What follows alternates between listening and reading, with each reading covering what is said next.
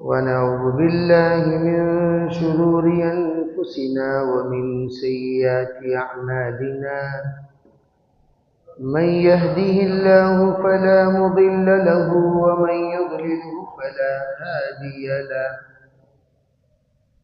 ونشهد أن لا إله إلا الله وحده لا شريك له ونشهد أن سيدنا وسندنا ونبينا ومولانا محمدا عبده ورسوله صلى الله عليه وعلى آله وأصحابه صلى الله عليه وعلى آله وأصحابه صلى الله عليه وعلى آله وأصحابه وبارك وسلم تسليما كثيرا كثيرا.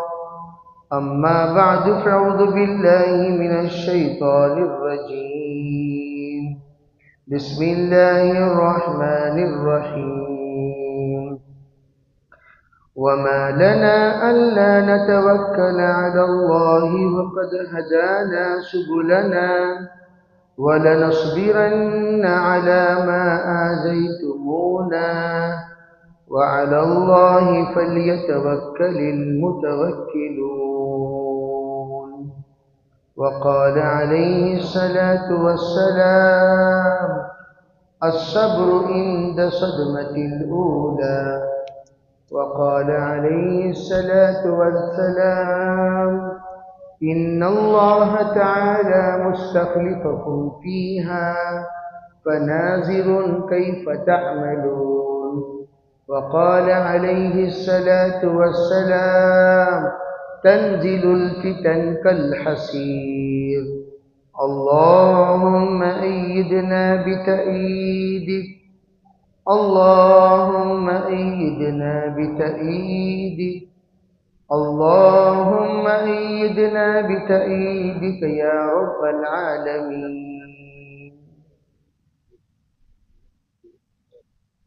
محترم معزز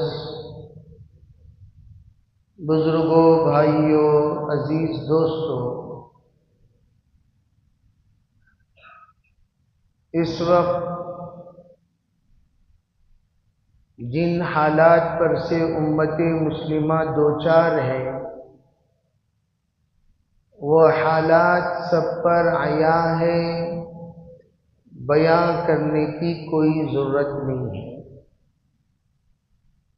لیکن یہ بات یاد رکھنے کی ضرورت ہے کہ یہ حالات صرف سالانہ یا 5 سالہ نہیں ہے، بلکہ اس طرح کے حالات امت مسلمہ پر ہر 6 مہینے میں ایک مرتبہ کوئی نہ کوئی کسی نہ کسی طریقے سے آتے ہی رہتے ہیں.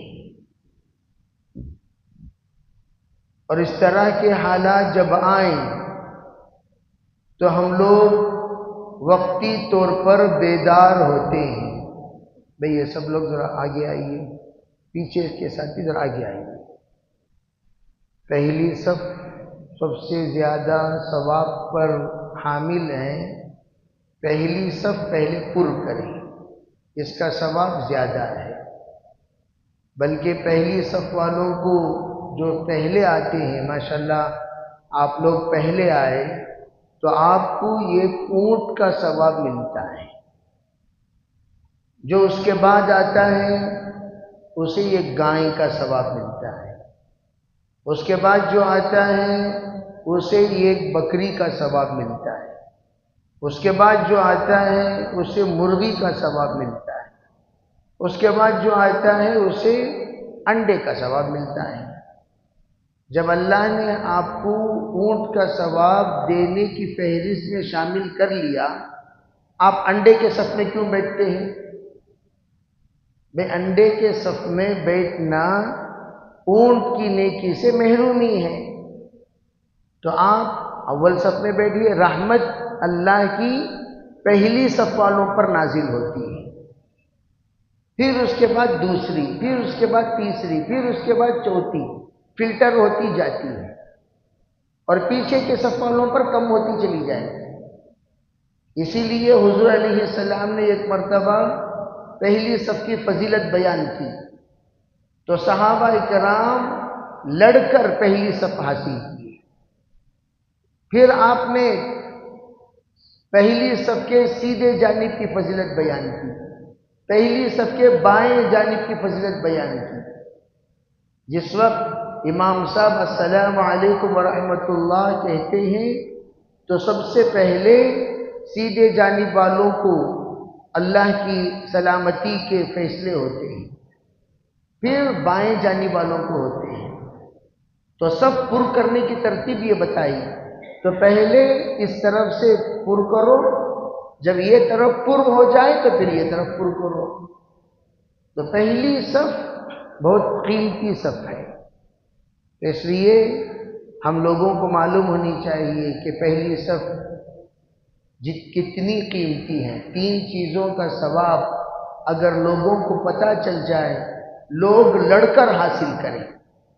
اس میں سے ایک آپ نے فرمایا پہلی صف کا ثواب، اگر کسی کو پتہ چل جائے لوگ لڑیں، جنگ و جدال کریں۔ الغرض میں یہ عرض کر رہا تھا کہ ہماری امت، ہم لوگ یہ جو ہی کوئی مسئلہ پیش آتا ہے اس وقت میں ہم جاگتے ہیں،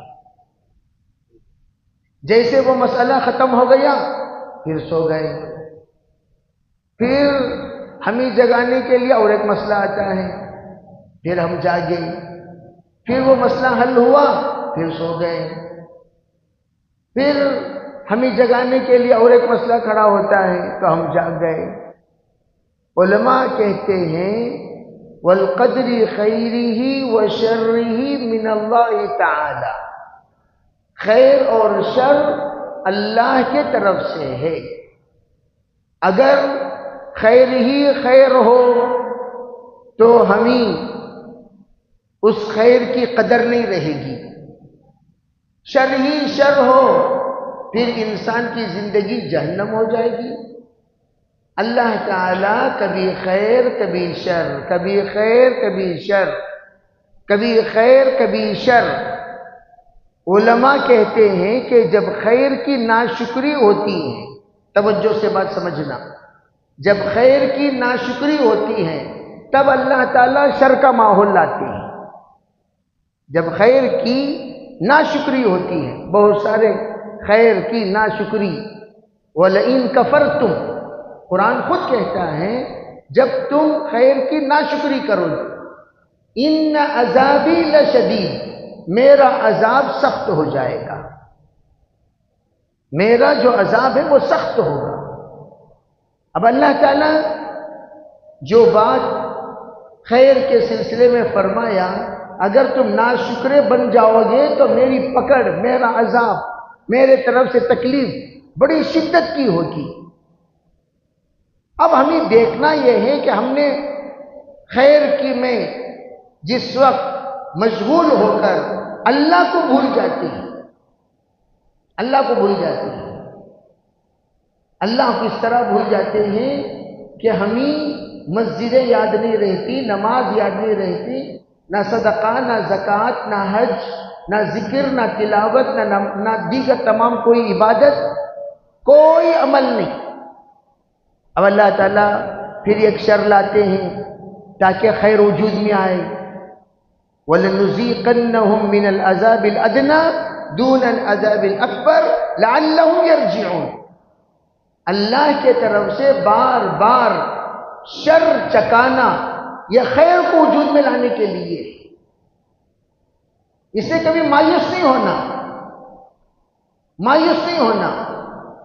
مایوس وہ لوگ ہوتے ہیں جن کا اللہ سے ربط کمزور ہوتا ہے، مایوس وہ لوگ ہوتے ہیں جن کا تقوی اور توکل کمزور ہوتا ہے۔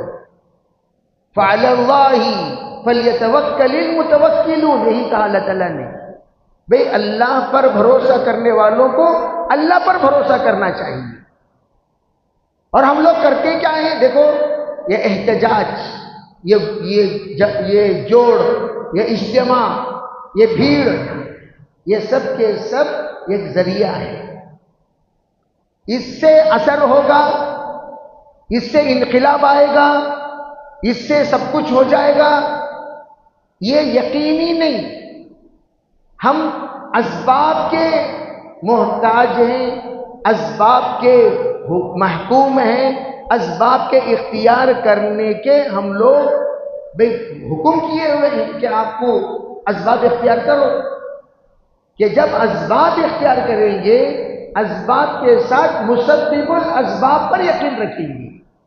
یا اللہ اذان دینا میرا کام، بھیڑ جوڑنا میرا کام، لوگوں کو اکٹھا کرنا میرا کام، للکارنا میرا کام، آواز اٹھانا میرا کام، اور تردید کرنا میرا کام، رد کرنا میرا کام. میرا کام کیا ہے؟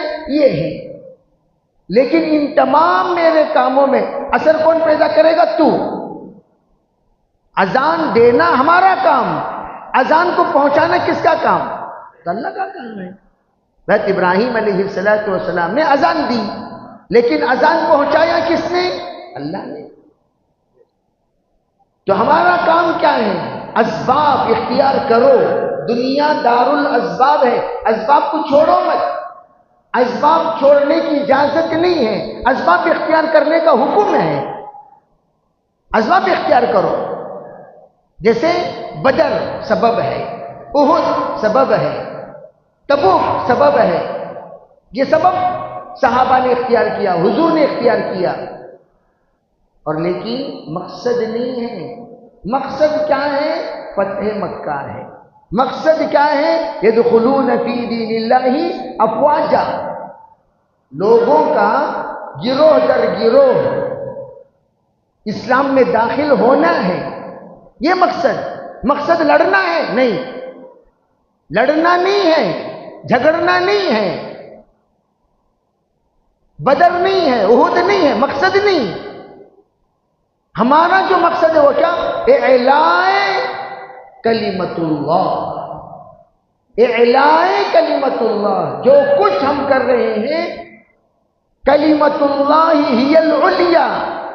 اللہ کا کلمہ، اللہ کا نام تمام ناموں پر اعلیٰ رہے گا. اللہ کا نام کو کوئی زیر نہیں کر سکے گا، زیر کرنے کا حق نہیں بنتا. اللہ تو اللہ ہے، اور اللہ کا نام بلند کرے گا کون؟ اللہ کا بندہ. بے اللہ کا نام بلند کرے گا کون؟ اللہ کا بندہ. اولئک حزب اللہ. ایک اللہ کی جماعت ہے، وہ اللہ کی جماعت اللہ کا نام بلند کرے گی. اللہ کی جماعت اللہ کی طرف سے وکالت کرے گی. اللہ کی جماعت اللہ کے نام پر جڑے گی. اللہ کی جماعت اللہ کے نام پر احتجاج کرے گی. اللہ کی جماعت سر پہ کفن باندھ کر نکلے گی. ان صلاتی و نسکی و محیای و ماتی للہ رب العالمین. اللہ کی جماعت جان اور مال قربان کرے گی. اللہ کی جماعت، اللہ کی جماعت ہے. لیکن شیطان کی جماعت اس کی الٹی.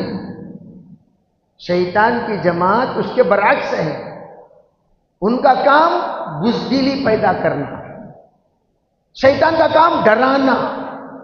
شیطان کا کام کہ کہنا کہ کیا ہوگا، یہ سب اس سے کیا ہوگا، اس سے کیا ہوگا، اس سے کیا ہوگا، اس سے کیا ہوگا. وہی ہوگا جو منظور خدا. کسی سے کچھ نہیں ہوگا، جو بھی ہوگا اللہ کی طرف سے ہوگا. عربی شادی کرنا ہمارا کام ہے. اولاد دینا کس کا کام ہے؟ کتنے ایسے شادی شدہ ہیں جو ترس گئے اولاد کے لیے. اولاد نہیں، اولاد کو لے کر پالے، اولاد کو لے کر پالے.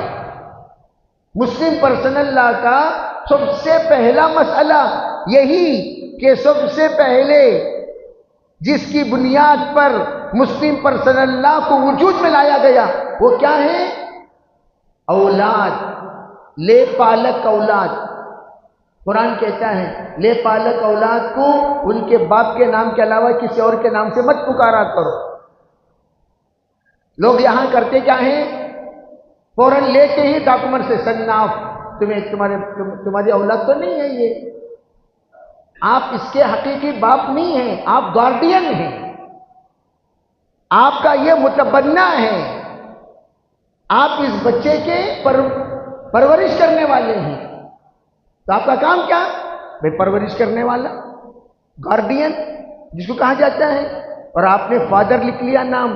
فادر لکھنا بچے کو متہم کرنا ہے، نہیں، ہم کہیں گے بھائی بیٹا ہم آپ کے باپ کے مانند ہیں، باپ تو یہ ہیں، یہ آپ کے والد، یہ آپ کی والدہ، اور یہ کون ہے؟ یہ والدہ کے مانند ہیں، یہ باپ کے مانند ہیں۔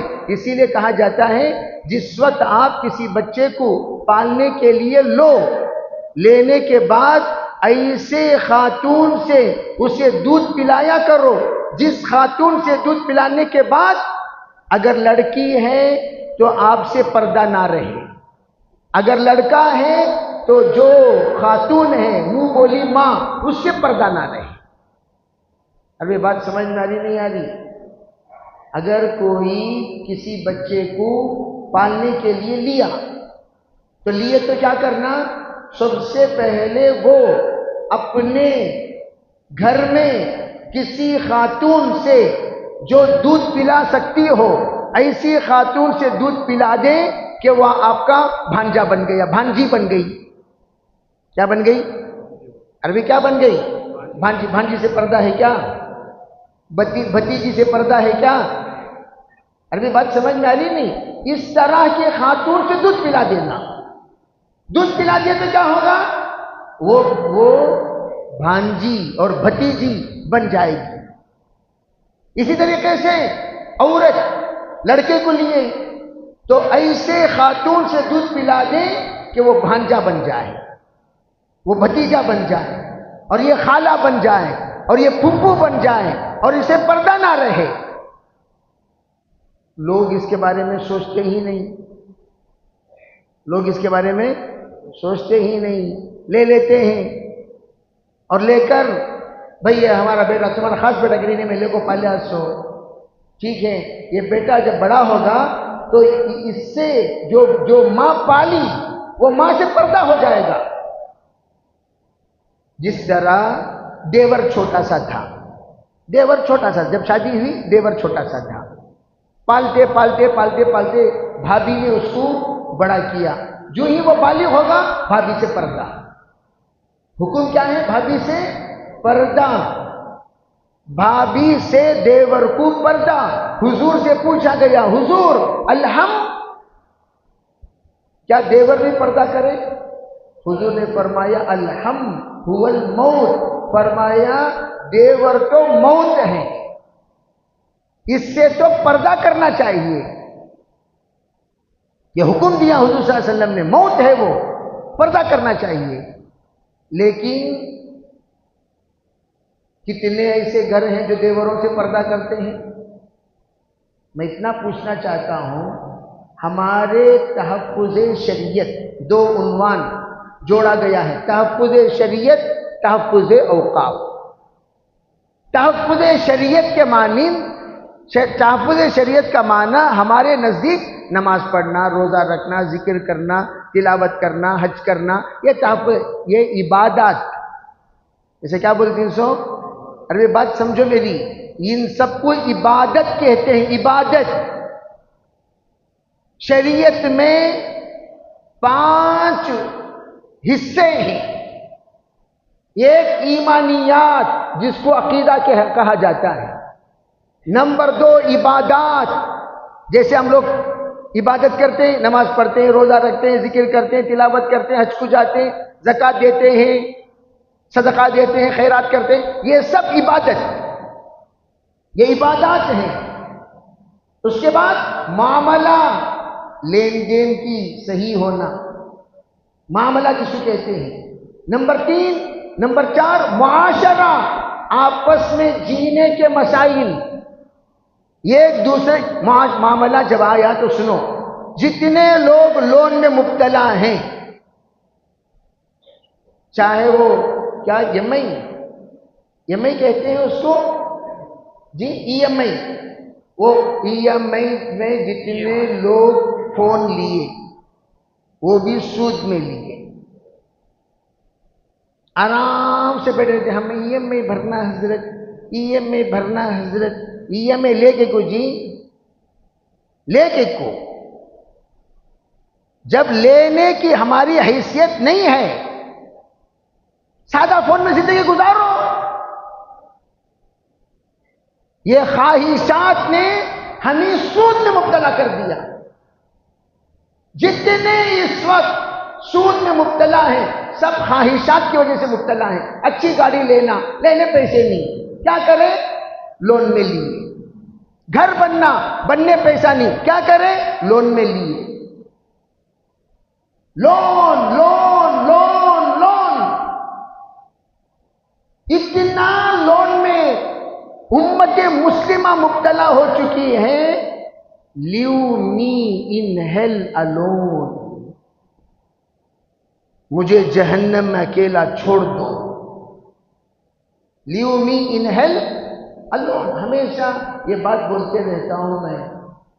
توبہ. ایک صاحب کہنے لگے حضرت ایسی پریشانی ہے، ویسی بہت بڑے مالدار آدمی، ایسا ہو گیا ویسا ہو گیا. میں بولا توبہ کرو. نہیں، توبہ کرنے کے باوجود بھی کیا بھی اثر ہو رہا نہیں. صدقہ کرو، نہیں ہونے کے باوجود کیا بھی اثر ہو رہا نہیں. یہ عورت پڑھو، وہ عورت پڑھو، کیا بھی اثر ہو رہا نہیں. میں پوچھنے لگا آپ لون لیے ہیں؟ کہا لون لیا ہوں. جب لون لیے ہیں، جنگ کا اعلان اللہ نے تمہارے ساتھ کر دیا. اللہ جسے جنگ کا اعلان کر دیا اس کا تباہ ہونا لازمی ہے. انہیں آج نہیں تو کل چیپٹر کلوز. جتنے لون لیے ہیں لوگ وہ سب اتنا پریشان ہیں، اتنا پریشان ہیں، اتنا پریشان ہیں جس کی حد نہیں. چہرے پر سے ہنسی اڑ گئی، ہنسنا مشکل ہو گیا، جینا حرام ہو گیا، لوگوں کی زندگی تنگ ہو گئی، محبتیں ختم ہو گئی. قرض پر قرض، قرض پر قرض، قرض پر قرض. میں کہتا ہوں ارے اللہ کے بندے، اللہ کے رسول علیہ السلام نے ایک نظام بتایا، انظر الی من تحتک ولا تنظر الی من فوقک. آپ اپنے سے نیچے کو دیکھو، اوپر کو نہ دیکھو. کیوں کہا آپ نے نیچے کو دیکھو؟ فرمایا نیچے والا 5000 میں زندگی گزار رہا ہے، تو 50,000 میں نہیں گزار سکتا. میں کہتا ہوں تمہاری مسجد کے مؤذن صاحب کو دیکھو، تمہاری مسجد کے امام صاحب کو دیکھو، تمہاری مسجد کے خادم صاحب کو دیکھو، کتنی تنخواہ تم دے رہے ہو. وہ تنخواہ تمہاری تنخواہ سے 10 گنا کم. ان کو 10 روپے دے رہے ہیں، آپ 100 روپے کما رہے ہیں. آپ کو 100 روپے میں سکون نہیں، ان کو 10 روپے میں سکون ہے. یہ سکون کون دے رہا ہے؟ ایک مؤذن صاحب مجھے کہنے لگے حضرت ہمارے سیکریٹری صاحب میرے پاس قرض لی تھی. ہمارے سے میں بولے جی تم نہ دے رہی اس وقت اللہ اللہ کر بولتا انہوں ہاؤ حضرت کیا کرنا. آخر میں مؤذن صاحب ایک 4,000 روپے رہتے دیو مؤذن صاحب دے تم بعد میں، ایک 3,000 روپے دیو مؤذن صاحب دے تم بعد میں. انہوں اللہ اللہ کر لے کوئی مؤذن صاحب ان کے پاسوں میں قرض لیتی. کیوں؟ انہوں نے خواہشات والی زندگی نہیں گزاری، ضرورت والی زندگی. اللہ ان کی ضرورت ان کی کمائی میں پورا کر رہا ہے اور ہم خواہشات والی زندگی گزار رہے ہیں. مجھے یہ گاڑی چھوڑنا، ایسا گھر چھوڑنا، ایسی بیوی چھوڑنا، ایسا ہی سفر کروں گا، ایسا ہی اپنا اسٹینڈرڈ. قرض سے وہ کیا چیز اسٹینڈرڈ؟ وہ حرام میں کیا اسٹینڈرڈ ہے، سود میں کیا اسٹینڈرڈ، حرام خوری میں کیا اسٹینڈرڈ، قرض کا پیسہ لے کر اسٹینڈرڈ. تمہارا پیسے میں اسٹینڈرڈ بتاؤ تمہارا. قرض لے کر کیا بتاؤ؟ لوگوں کو ڈبا کر اسٹینڈرڈ ہے. لوگوں کو ڈبا دیے، ٹوپی پہنا دیے، ٹوپی پر ٹوپی، ٹوپی پر ٹوپی، ٹوپی پر ٹوپی، اسٹینڈرڈ.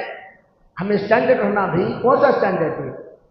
ہزاروں کی کھوپڑی پر اسٹینڈرڈ ہے، ہزاروں کے جنازے پر اسٹینڈرڈ، ہزاروں کو ذلیل کر کے اسٹینڈرڈ، ہزاروں کو دھوکہ دے کر اسٹینڈرڈ، ہزاروں کو ڈبا کر اسٹینڈرڈ. تحفظ شریعت. مسلم پرسنل لا جب بھی کسی سے خطاب کرتا ہے تو سب سے پہلے مسلم پرسنل لا 60% امت سے کہتا ہے تم سدھرو اللہ حالات کو سدھار دے گا، تم سدھرو اللہ حالات کو سدھار دے گا، تم سدھرو اللہ حالات کو سدھار دے گا. تم سدھرتے نہیں، حالات دن بدن بگڑتے جا رہے ہیں. حالات کیوں بگڑ رہے ہیں بھائی؟ ہماری وجہ سے، ہماری وجہ سے، ہماری وجہ سے سوسائٹی اتنا خراب ہو گیا ہے، اتنا خراب ہو گیا ہے میرے عزیز بھائیوں. میں کیا بتاؤں، ایک تو معاملات کا یہ حال، معاشرہ کتنی عورتوں پر غلط نظریں لوگوں نے رکھی ہیں. شادی شدہ عورتوں کا، شادی شدہ مردوں کا غلط تعلقات کتنے ہیں محلوں میں. حرام کاری اتنا عام ہے، اتنا عام ہے، اتنا عام ہے. لا حول ولا قوت الا باللہ. زنا عام، زنا عام، بے پردگی عام، بے حیائی عام.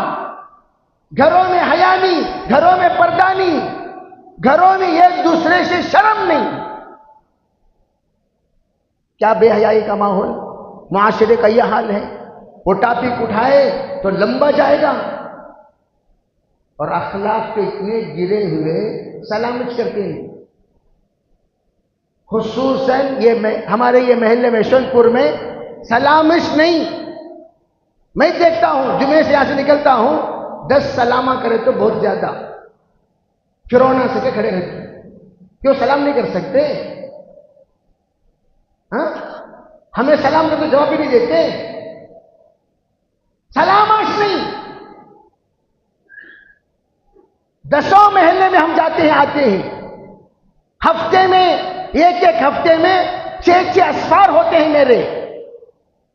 میں نے ہر جگہ دیکھا سلام سلام سلام سلام سلام سلام. مجھے نہیں آپس میں، مجھے نہیں آپس میں. اور یہاں ایک دوسرے کو سلامش کرتے ہیں. انہوں نے اسٹیچو آ جاتی ہے نہیں، السلام علیکم، سلامش نہیں. جہاں سلام نہیں وہاں کہاں سے سلامتی رہے گی؟ جہاں سلام نہیں وہاں کہاں سے سلامتی رہے گی؟ سلامتی آنے کے لیے سلام کی ضرورت ہے. اللہ کے رسول علیہ السلام نے فرمایا سلام کرو تمہارے دلوں کو اللہ جوڑے گا. اولا ادلکم، کیا میں تمہیں نہ بتاؤں ایسی چیز جو تم کرو جنت پاؤ؟ صحابہ نے عرض کیا یا رسول اللہ ضرور بتائیے. فرمایا افشوا السلام بینکم، سلام کیا کرو. کریں گے انشاءاللہ. یہ منہ میں انڈا رکھ لے تو پھرو نہ کو، سلامہ کرو، یہ ایک دوسرے کو سلامہ کرو. خالی مطلب کے سلامہ مت کرو. بھیا السلام علیکم بھیا خیریت تھی، جس کو کہتے ہوئے لینا کتو اسے سلام مارکوں سے دفن کرنا. ایسے مطلب کے سلامہ مت کرو، اخلاص سے سلام کرو، اخلاص سے سلام کرو. ایک بار میں آ رہا تھا سگنل میں، سلام کیا السلام علیکم. تو صاحب کھڑکو، کون آپ؟ کیا قصہ؟ نہیں میں تو مسلمان ہوتی. سلام کیا، اچھا اچھا وعلیکم السلام. کیوں؟ ان کو زندگی میں کوئی بھی مطلب نہیں سو سلام کریا نہیں. سلام کرتے سو مطلب کے واسطے، سلام کرتے فوراً سمجھ جاتی کیا کوئی مطلب رہے گا. ارے بھی کیوں مطلب نہیں سو سلام نہیں کر سکتے؟ کیوں نہیں کرتے سلام؟ فقیراں سو سلامہ کرتی. السلام علیکم بھائی، ان سے سیکھو فقیراں سے. سلامہ کر کر کر کو پورے یشونت پور کے سلامہ فقیراں کر لیتی. توبہ کرو میرے عزیز بھائیو، سلام کرو. اللہ دلوں کے اندر نرمی پیدا کرے گا، دلوں کے اندر جوڑ پیدا کرے گا، دلوں کے اندر نفرتیں ختم کرے گا. اللہ سلام کے ذریعے سے جنت والی زندگی عطا کرے گا. سلام کے ذریعے سے کبر ٹوٹے گا، انانیت ٹوٹے گی. اللہ من بدأ السلام فقد بری من الکبر، سلام کرنے والا کبھی متکبر نہیں ہوتا، اور متکبر کو اللہ پسند نہیں کرتا. سلام کرنے والا اللہ کا محبوب بن جاتا ہے. اس لیے سلام کی عادت، ہمیں سلامہ کرنے کی عادت ڈالے تو عورتیں سلام کرتی ہیں، ہم نا میاں کو بیوی کو سلام، حج بدری سے کسی نے پوچھا گھر میں سکون نہیں کیا کریں؟ فرمایا سلام ہے گھر میں، سلام کرتے ہو؟ کہا نہیں۔ فرمایا جس گھر میں سلام نہیں اس گھر میں سلامتی نہیں۔ یہ ہے اصلاح تحفظ شریعت۔ تحفظ شریعت کی چند باتیں بتا دیا، اس کے ساتھ تحفظ اوقاف۔ تحفظ اوقاف کیا ہے؟ تحفظ اوقاف ہمارے مسلمانوں کے جائیدادیں ہیں، جائیدادیں جو اللہ کے نام پر کیے ہوئے ہیں۔ وقف کے معنی کیا؟ سنو، جتنے لوگ زمین کا لینا دینا جانتے وہ جانتے ہیں سیل ڈیڈ بنایا جاتا ہے، سیل ڈیڈ۔ ارے بھائی سیل ڈیڈ بناتے کہ نہیں بناتے؟ بھائی کوئی فروخت کرتا ہے، لو بھائی سیل ڈیڈ، کیا مطلب؟ تمہیں سیل کر سکتی، تمہیں سیل کرنا کرو۔ جس وقت یہ زمین کسی نے لیا گورنمنٹ سے، لے کر ہاتھ بدلتے بدلتے بدلتے بدلتے بدلتے مدر ڈیڈ میں وہ تمام ڈیڈز ہوتے ہیں، کتنے ہاتھ بدل کر یہ زمین میرے پاس آئی۔ لاسٹ میں اگر کسی نے اسے وقف کر دیا، بھئی یہ زمین میں خرید رہا ہوں اللہ کے نام پر وقف کرنے کے لیے، مسجد کے لیے، مدرسے کے لیے، خانقاہ کے لیے، عیدگاہ کے لیے زمین لے کر وقف کر دیا۔ وقف کے معنی کیا؟ اب بیچنا بند۔ وقف کے معنی کیا؟ رک جاؤ، جسے قرات کرتے نہیں، قرات کرتے وقت وقف قف کر کو آتا، قف قف قف کے معنی کیا؟ رک جاؤ۔ کیا مطلب؟ یہاں تمہارا خریدنا بیچنا بند ہو گیا، یہاں پر اللہ کی زمین کسی نے لے کر کسی نے فروخت کیا، کرتے کرتے کرتے کرتے وَلِلَّهِ مُلْكُ السَّمَاوَاتِ وَالْأَرْضِ، پوری کائنات کس کی؟ بولو بھائی، ارے پوری کائنات کس کی؟ اللہ کی۔ اللہ کی زمین لوگوں نے بیچا، بیچتے بیچتے بیچتے بیچتے آخر میں وہ زمین اللہ کی ہو گئی۔ تو کیا مطلب؟ خریدنا بیچنا جو چل رہا تھا معاملہ یہ بند ہو گیا، یہ چھپا، اب یہ اللہ کا ہو گیا، اب اسے نہ کوئی خرید سکتا ہے نہ کوئی بیچ سکتا ہے۔ ہندوستان میں 3 طرح کی وقف کی پراپرٹیاں ہیں۔ کتنی طرح کی؟ آج 5 منٹ ایکسٹرا لوں گا تم لوگوں سے، ٹھیک ہے انشاءاللہ؟ 24 تاریخ سے پہلے یہ بولنا نہ ہو، 24 کے بعد بولو کہ ابھی فائدہ نہیں۔ 3، ایک پراپرٹی راجہ مہاراجاؤں کا وقف کردہ، جیسے مغلیہ سلطنت ماشاءاللہ ایک عرصہ تک کسی نے 650 سال، کسی نے 750، 850، 800 سال انہوں نے جو حکومت کی، اس وقت بہت سارے جائیداد خانخواہوں کے لیے، مسجدوں کے لیے، قبرستانوں کے لیے دیے، بہت سارے جائیداد۔ یہ آ کر ایک وقف کی پراپرٹیاں ہیں۔ 1913 میں ان تمام پراپرٹیز کو جو بھی راجہ مہاراجاؤں نے جس کو دیا، غیروں کا ہندوؤں کا ہندو کو دیا، مسلمانوں کا مسلمان بہت سارے غیروں کو دیے۔ ٹیپو سلطان رحمت اللہ علیہ کتنے مندروں کو زمینہ دیے؟ خالی مسلمانوں کو دیے؟ سب کو دیے۔ تو جتنے مسلمان بادشاہ آئے ہیں الحمدللہ انہوں نے سب کو دیا، جتنے اپنے رعایا تھے، جتنے کنبے قبیلے والے تھے، جتنے مذہب والے تھے، سب کو دیا۔ تو وہ تمام اوقاف کی پراپرٹی کہلائی جاتی ہیں۔ اس پر 1913 میں ایک ایکٹ بنا، یہ تمام پراپرٹیاں وقف کی ہیں اور اس کو وہ مذہب والے سنبھالیں گے۔ مسلمانوں کا وقف مسلمان سنبھالیں گے، جین کا وقف جین سنبھالیں گے، ہندوؤں کا وقف ہندو سنبھالیں گے۔ اس طرح ایک نظام بنا۔ اسی کو اور مضبوط بنایا گیا 1936 میں، سیکنڈ ٹائم وقف کی پراپرٹیوں کو اور مضبوط کرنے کے لیے 1936 میں انگریزوں کے زمانے میں ہی یہ ایکٹ وجود میں آیا۔ سیکنڈ، وہ بہت بڑا انقلاب ہوا 1947 میں، ہندوستان آزاد ہوا انگریزوں کے پنجے سے، انگریزوں کے گرفت سے، انگریزوں کے پکڑ سے۔ جب ہندوستان آزاد ہوا، آزاد ہونے پر ملک تقسیم ہوا. ہمارے بزرگان دین، ہمیشہ سمجھو، ہمارے بزرگان دین ملک کی تقسیم کو پسند نہیں کیے.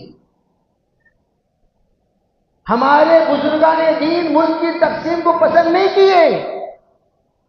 مسلم لیگ اور پڑوس ملک والوں نے، انہوں نے، محمد علی جناح نے زور دے کر، چند لوگوں کو ساتھ لے کر، گاندھی کا دماغ بنا کر، ان کا دماغ سب اکٹھے ہو کر ملک تقسیم ہونا چاہیے، وہ ہو گیا. لیکن ہمارے اسلاف دیکھو، ان کی دور نظری یہ کہہ رہی تھی جو یہاں ہے وہ یہیں رہو، جو وہاں ہے وہیں رہیں، جو یہاں ہے یہیں رہو، جو وہاں ہے وہیں رہیں، یہاں کے لوگ وہاں نہ جاؤ. سننے کی عادت رہی تو اس نے امت کو. آج بھی علماء کرام کے سننے والے کتنے ہیں؟ پرسنٹیج کے اعتبار سے 100 میں 10% سنیں گے، 90% ماننے کی صفت نہیں، وہ چھالت تبی ماننے کی صفت نہیں. یہاں سے لوگ جانا شروع کیے. امرتسر سے لے کر ٹرین جاتی تھی لاہور کو، تو لاشیں بھر کے ٹرینیں گئی. کیا بھر گئے؟ لاشیں. خاک اور خون کتاب ہے، خاک اور خون کتاب، وہ کتاب بینڈڈ ہے. وہ کتاب میں تفصیل سے، اتنی موٹی کتاب، کتنا ظلم ان لوگوں نے تقسیم کے وقت میں کیا. تقسیم کے وقت میں کس کس نے کیا کیا کہا، کس کس نے کیا کیا کیا، کس کس نے کیسا برتاؤ کیا، کیسے لوگ مسلمانوں کو ستائے، مسلمان عورتوں کو اغوا کیے، مسلمان عورتوں کے ساتھ ستم ہوا، ظلم ہوا. یہ سب وہ کان سننے کے قابل نہیں ہے. ایسی باتیں. بہرحال تقسیم ہو گیا. بیچارے یہ گمان ان کے اندر، یہ بد گمانی پیدا کر دی گئی. تم یہاں رہو گے تمہیں مار دیں گے، تم یہاں رہو گے تمہیں مار دیں گے. یہ کہہ کر مسلمانوں کو یہاں سے بھگایا گیا. جب گئے تو مسلمان اپنی اپنی پراپرٹی چھوڑ کر گئے. 1955 میں ایک ایکٹ بنا، وہ تمام جتنے مہاجرین کی زمینیں ہیں، مہاجرین کی جائیدادیں ہیں، مہاجرین کی پراپرٹیاں ہیں، وہ تمام پراپرٹیوں کو وقف میں شامل کیا جائے. اگر ان کے خاندان والے ہیں، ان کے بھائی بہن ہیں، ان کے رکھوالے ہیں، ان کے دیکھ بھالی کرنے والے ہیں، ان کے ذمہ دار ہیں، ان کے حوالے کرو.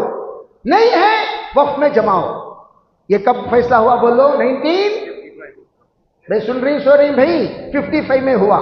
سنو تیسرا پھر اسی کو مضبوط کیا گیا 1998 میں. 1998 میں اسی قانون کو اور مضبوط اور مستحکم اور ذرا مضبوط بنا کر بھئی ذرا ونس ایک مرتبہ اگر وقف کر دیا جائے وہ قیامت تک وقف ہے.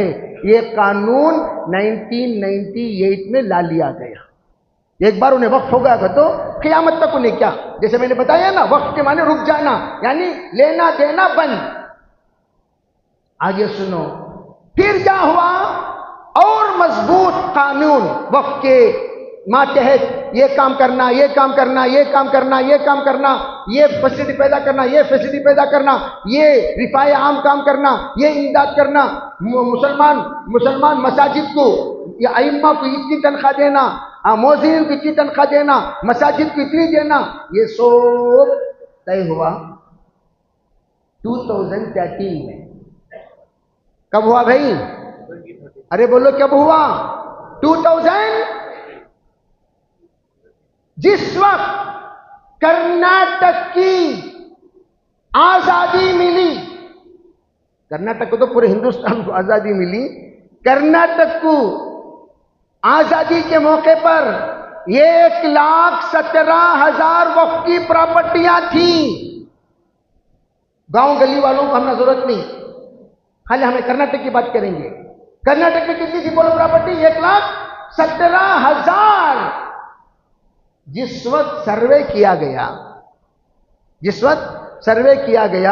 58,578 اتنی پراپرٹیاں مسلمانوں کی ملی. بات سمجھ میں آ رہی بھائی؟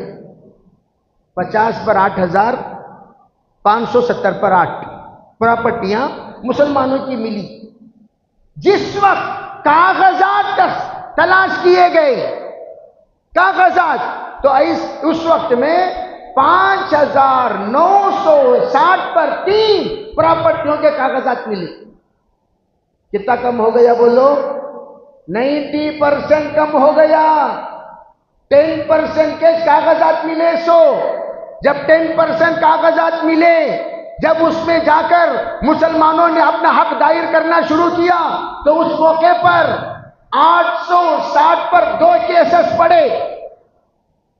860 پر 2 کیسز پڑے. ان تمام پراپرٹیوں پر جو جنین پراپرٹیاں تھیں وہ تو وقف بورڈ میں شامل ہو گئی، جو نہیں تھی اس پر کیس ڈالا گیا. اب تک بھی کیس چلنے کو ہے. آلریڈی یہ افواہ ہے، یہ بیکار باتاں. کیا سب سے بڑی پراپرٹی ڈیفنس کی، نمبر 2 نمبر پر ریلوے کی، نمبر 3 پر کون ہے بولو؟ کون؟ جھوٹ. 3 مندریں ہندوستان میں ایسی ہیں، 3 مندریں ہندوستان میں ایسی ہیں جن کی پراپرٹیاں، پورے وقفی پراپرٹیاں جتنے ہندوستان میں ہیں اس سے بھی زیادہ ہیں. 3 مندریں. اب مندروں کا چھیڑے کو تو ہمیں کیا بولیں گے؟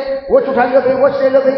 وہ آواز پکاراش نہیں، ہمیں بولتی ہمیں تو مائنارٹی نہ بھائی، تمہیں تو میجارٹی نہ. تم لوگوں کو شرم نہیں آتی؟ میجارٹی والے مائنارٹی والوں کی پراپرٹی کے اوپر نظر رکھتے ہو. میجارٹی والے مائنارٹی والوں کی پراپرٹی میں نظر رکھتے ہو. وہ سب آوازاں کرو نو کو بھائی. ہمیں پوچھے تمہارے مندراں کے پراپرٹیاں کیا ہوئے؟ تمہارے مندراں کے پراپرٹیاں کیا ہوئے؟ جس وقت آواز اٹھائی گئی پتا چلا وہ سب پرائیویٹ پراپرٹیاں بن گئی. وہ سب پرائیویٹ پراپرٹیاں بن گئی. اب جو عہدے پر آتا ہے، ہر عہدے پر آنے والے کی خواہش یہ ہوتی ہے مجھے کچھ ملنا ہے، مجھے کچھ ملنا ہے، مجھے کچھ ملنا ہے. ملے گا کب؟ رہے گا تبھی تو ملے گا. اب ملنے کے واسطے وہاں کیا بھی نہیں، سب چاٹ کو صاف کر ڈالی. اب ہے کو تو کون ہے؟ وقف بورڈ. وقف بورڈ کی پراپرٹی کو اپنے قبضے میں لیں گے تبھی پھر کچھ لینا آسان ہوگا، کچھ چرانا آسان ہوگا، کچھ اٹھانا آسان ہوگا.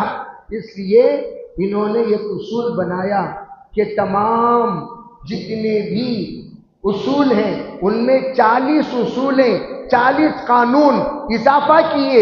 اس میں 14 قانون ڈینجر ہیں اور اس میں سے 3 ویری ویری ڈینجرس. وہ 3 کیا ہیں؟ 13 ممبر. کرناٹکا وقف بورڈ میں 13 ممبر. 13 ممبر میں سب کے سب مسلمان ہونا طے ہوا تھا. 1 MP ہوگا، 1 MLA MLC ہوگا، 2 علماء ہوں گے شیعہ کے اور سنی کے، 2 عورتیں ہوں گی، بقیہ سب ممبر ہوں گے. وہ ممبر الیکشن سے سلیکشن کیے جائیں گے اور ان میں سے ایک وہ آ کر چیئرمین ہوگا. یہ طے ہوا. یہ جو طے ہوا انہوں بولے دیکھو ترمیم کیا ہے وہ سمجھنا پہلے، بم نے ہمارے کا بھی پیدا نہیں. ترمیم کیا ہے؟ ترمیم یہ ہے اب سے تمہارے صرف 3 ہی ممبر ہوں گے، یعنی مسلمان ہوں گے کتنے؟ 13 میں کتنے ہوں گے بولو بھائی؟ کتنے ہوں گے؟ بقیہ ہوں گے غیر. 10 غیر ہوں گے. کس کے پراپرٹیوں کے مالک؟ کس کے پراپرٹیوں کے ذمہ دار؟ کس کے ذمہ دار؟ مساجد کے ذمہ دار غیر، مدارس کے ذمہ دار غیر، خانقاہوں کے ذمہ دار غیر، عیدگاہوں کے ذمہ دار غیر، ان میں سے کسی کو بھی وہ چیئرمین بنا سکتا ہے، وہ مساجد و مدارس کا ذمہ دار بنا سکتا ہے۔ آپ ذرا اندازہ لگاؤ، کسی غیر کو ذمہ دار بنا دیا جائے، کیا بھائی صحیح بولو، اللہ کو حاضر ناظر رکھو، ہماری مسجدہ محفوظ رکھیں کیا بھائی؟ رکھیں۔ اس وقت کیا ہوگا سنو، مسجدوں میں خطبہ جیسا میں بیان کر رہا ہوں، اس طرح مقرر کمیٹی والے طے نہیں کریں گے، مقرر کو وقف سے طے کیا جائے گا، ایسے انسان کو طے کیا جائے گا جو وقف بورڈ نے جس تقریر کو لکھ کر دیا وہ تقریر پڑھ کر سناتا ہو، امام ان کے طرف سے، مؤذن ان کے طرف سے، کمیٹی ان کے طرف سے۔ تمہاری مسجدوں کا ذمہ دار غیر، مدارس کا ذمہ دار غیر، قبرستان کا ذمہ دار غیر، تمام جتنے وقت کی پراپرٹی ہیں اس کا ذمہ دار غیر ہوگا۔ آج ہمارے بڑوں کی طرف سے اعلان یہ ہو رہا ہے، ارے مسلمانوں، تم 5 وقتہ نمازی، تم مسجد کی فکر کرو، تم 5 وقت کے نمازی ہو، مسجد کی فکر کرو، نہیں بھائی میں جمعہ پڑھتے ہو، مسجد کی فکر کرو۔ نمازیوں کو مسجد کی فکر ہوتی ہے، نہیں حضرت میں 5 وقت کا نمازی نہیں، عید پڑھنے والا، تو اسے یہ کہا جائے گا ٹھیک ہے بھائی تو کم از کم عیدگاہ کی فکر کر، تو عید پڑھنے والا نہیں، عیدگاہ کی فکر کر۔ بعض لوگ ہوتے ہیں 5 کے 5، نہیں تو 8 کے 8، نہیں تو 360، 8 کے 8 جمعہ پڑھنے والے، 360 عید پڑھنے والے، نہیں تو آخری وقت میں کھاٹ یعنی جنازے میں سونے والے۔ اس سے کہیں گے اے نمازیوں مسجد کی فکر کرو، ارے عید کی نماز پڑھنے والوں عیدگاہ کی فکر کرو، ارے تم نماز ہی نہیں پڑھتے، مرنے کے بعد قبرستان تو جاؤ گے، قبرستان کی فکر کرو۔ کیا ہوگا؟ مسجدوں میں دھیرے دھیرے پابندیاں لگنا شروع ہو جائیں گی۔ کرونا کے زمانے میں ماشاءاللہ ہماری مسجد میں کتنا عمل ہوتا تھا ہم لوگ جانتے ہیں، اللہ کا فضل ہے، اللہ کا شکر ہے، عمل چلتا تھا۔ لیکن میرے بھائیوں، مرنے کے بعد بھی آپ کی لاش قبرستان کے باہر کھڑی رہے گی، وہ پوچھنے والا خیر پوچھے گا کس کی لاش ہے؟ ان کی، انہوں کون؟ میری بیوی، شادی کب ہوئی؟ یہاں ہوئی، سند کیا ہے؟ یہ نہیں، یہ سند کا اعتبار نہیں، گورنمنٹ کی سرٹیفکیٹ کا ہے، یہ ہے، انہیں کہاں پیدا ہوئی؟ وہاں پیدا ہوئی، اس کی سرٹیفکیٹ کا، یہاں تو کہاں پیدا ہوا؟ یہاں پیدا ہوا، اس کی سرٹیفکیٹ۔ یہ پورے باتاں کرتے کرتے جنازہ 3 دن کے بعد دفن کیا جائے۔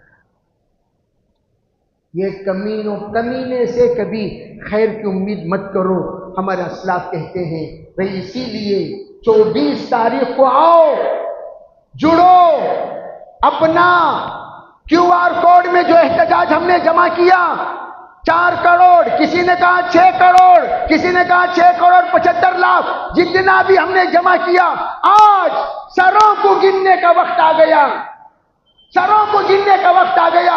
ہندوستان میں عقل مند کا سر، پاگل کا سر دونوں برابر۔ کیا مطلب؟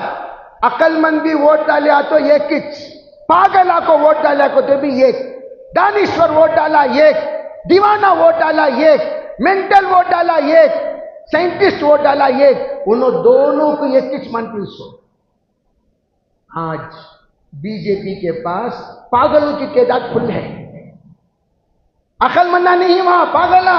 انہوں بول دی تمہاری ووٹاں کی ہمیں ضرورت نہیں، ہمارے پاس بے وقوفوں کی جماعت ہے، وہ پیسہ پھینک، تماشا دیکھ، آپ کو ووٹاں ڈال دی، تمہیں چھوڑو، تمہیں ضرورت نہیں۔ آج اس احتجاج میں QR کوڈ کو ڈپلیکیٹ کہنے والے، QR کوڈ کو وہ اسے بناوٹی کہنے والے، QR کوڈ کی حیثیت گرانے والے، ان کو بتانا ہے نہیں، جو QR کوڈ کا معاملہ ہوا ہے وہ حق ہے، برحق ہے۔ اسی کو دیکھنے کے لیے ہمارا مجمع کو بلایا گیا 24 تاریخ کو، انشاءاللہ ثم انشاءاللہ اتنی بڑی تعداد میں قدس صاحب میں ہم جمع ہوں گے، بتایا جائے گا ڈرون کے ذریعے سے کہ ہمارے مسلمان کتنی سڑکوں پر اترے ہوئے ہیں۔ کریں گے بھائی انشاءاللہ. اور یاد رکھنا سی یہ ہماری آئی ڈی کو مٹانے کے لیے تھی، اور یہ جو اس وقت لایا گیا ہے یہ اسلام کی آئی ڈی کو مٹانے کے لیے. اسلام کی آئی ڈی کو کیوں؟ اگر تم سے کوئی پوچھے یہاں کے تم پرانے مسلمان ہو کیا سند، ہم لوگ خواجہ اجمیری کے درگاہ کو بتائیں گے. کیا بتائیں گے بولو؟ ارے سن رہے ہو سو رہے ہو بھائی؟ کیا بتائیں گے ہم؟ خواجہ اجمیری کا درگاہ کتنے سال پرانے دیکھ لو، لال قلعہ دیکھ لو کتنا سال پرانا، تاج محل دیکھ لو کتنا سال پرانا، گول گنبد دیکھ لو کتنا سال پرانا. جتنے درگاہ ہیں پورے ہندوستان میں موجود ہیں، جا کر زیارت کرو کتنے سال پرانے. ہمارے اکابر کتنے سالوں پہلے یہاں آ چکے ہیں. کیرلا کی وہ مسجد جو 1400 سال پرانی ہے وہ بتاتی ہے کہ ہم کتنے پرانے ہیں. یہ مساجد کو اگر مٹا دیں تو اسلام کی تاریخی نعوذ باللہ ہندوستان سے مٹا دی جائے گی. اسی کی ناپاک کوشش یہ خبثی والخبائث کر رہے ہیں. ان سب کے مقابلے میں انشاءاللہ تمام مومنوں سے التجا کی جا رہی ہے. 24 تاریخ کو چوک در چوک انشاءاللہ ہم قدس صاحب مکان کی طرف چلیں گے میں انشاءاللہ.